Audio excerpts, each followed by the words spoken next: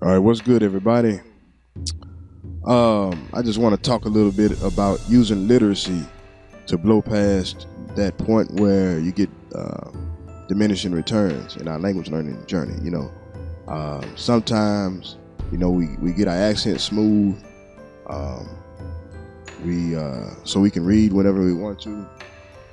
Our vocabulary and grammar is hit or miss, and sometimes it gets good enough to converse, but not to where you can overcome. You want to become a scholar in the languages. You don't just not necessarily a scholar. You want to be someone who executes the language as fluidly as water.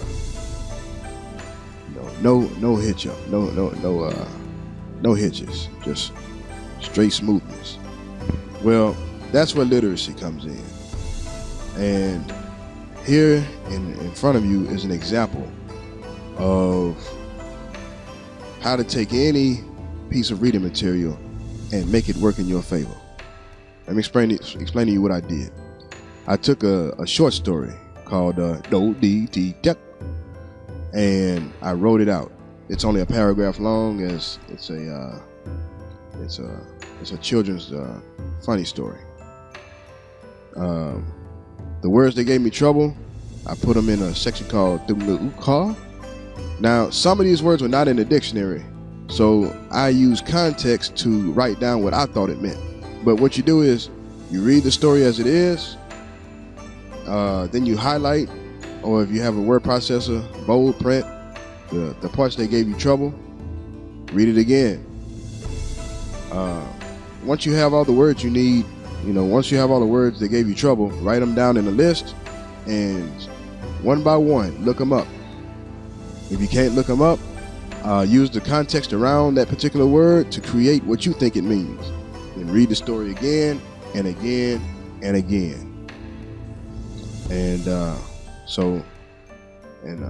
once you know what the entire story means, read it again and again and again. And the idea is to see the behavior of the words rather than, oh, this means, means to store ink, and do di duck means to fall down and grit. No, that's not the point you want to stop at. You want to continue to where do di duck. Each one of those words trigger an understanding within yourself about what it means. It's not enough to convert every word to English and call it understood.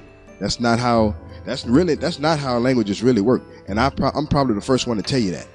You need to learn how to listen to the culture that the language belongs to. It's their language.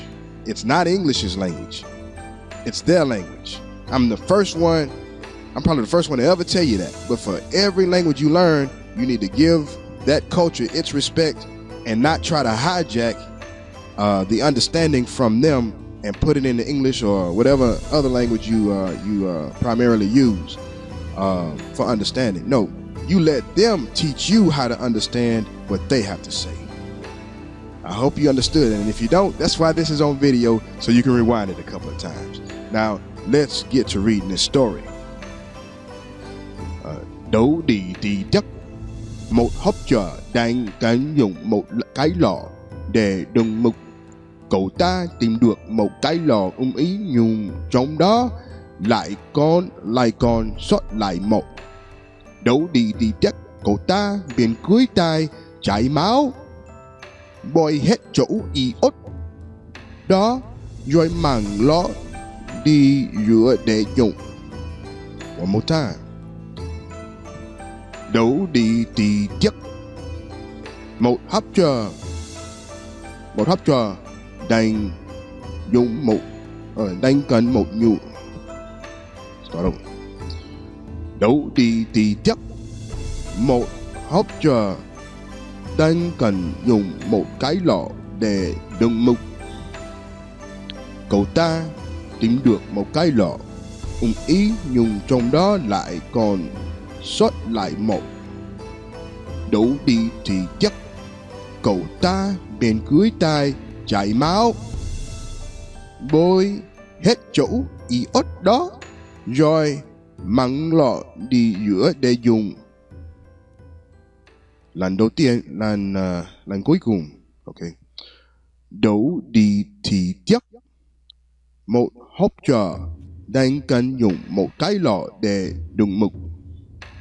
Cậu ta tìm được một cái lọ ý nhưng trong đó lại còn sót lại một. Đấu đi thì tiếc.